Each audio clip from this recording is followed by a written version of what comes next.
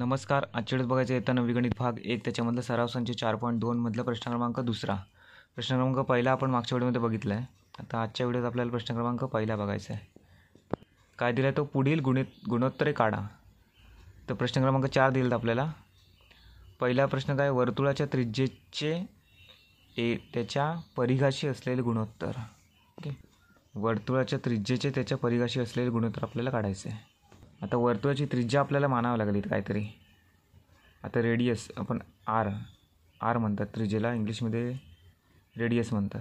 Okay, तर आपण R घेऊया. वर्तुळाची त्रिज्या 4 नाही, आर एकक आहे असे मानू. ओके, आता त्रिज्या जेव्हा आपण आर अशी मानली आहे त्या वर्तुळाचा परिघ म्हणून काय, वर्तुळाचा परिघ बरोबर काय येणार आहे,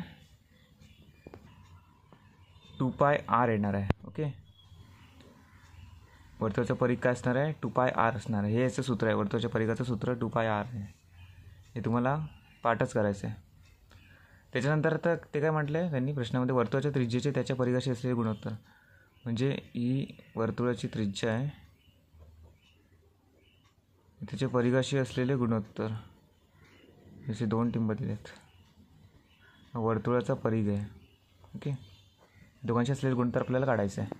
कसं असणार आहे, वर्तुळाची त्रिज्या भागिले वर्तुळाचा परिघ 2πr. आता आर कॅन्सल झालं, वर काय शिल्लक राहिलं 1/2π. म्हणजे याचं गुणोत्तर काय आलं, 1/2π याचं गुणोत्तर आलं या दोघांचं. तर प्रश्न क्रमांक दुसरा बघूया. आर त्रिज्या असलेल्या वर्तुळाच्या परिघाचे त्याच्या क्षेत्रफळाशी असलेले गुणोत्तर. म्हणजे बघा त्याने काय दिले, आर त्रिज्या असलेल्या, प्रश्न क्रमांक पहिला आपण बघूया परत. आर त्रिज्या असलेल्या वर्तुळाच्या परिघाचे त्याच्या क्षेत्रफळाशी असलेले गुणोत्तर. आता आपण परिघ तर बघितलं आहे ना 2πr. आता क्षेत्रफळ बघूया. क्षेत्रफळ बघायला आपल्याला वर्तुळाच्या क्षेत्रफळाचं सूत्र माहीत असायला पाहिजे. आता याच्यामध्ये काय लिहायचं, वर्तुळात ज्यांनी प्रश्नामध्ये जे काय दिले ते लिहायचं आहे. वर्तुळाची त्रिज्या किती दिली आहे, आर एकक. वर्तुळाचं परिघ किती दिलं आहे,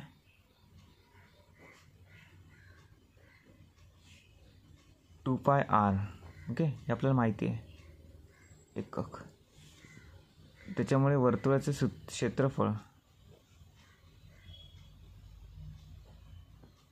तर वर्तुळाचे क्षेत्रफळ सूत्र माहीत नसेल तुम्हाला, मी सांगतो.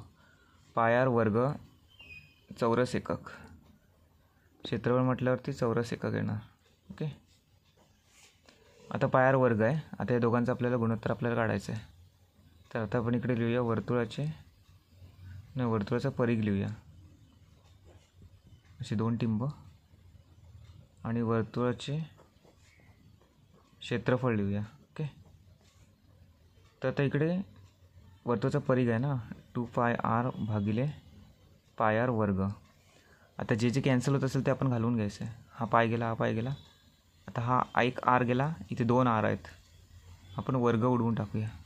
शिल्लक राहिलं 2/r.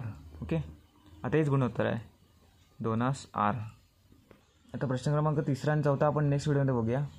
धन्यवाद.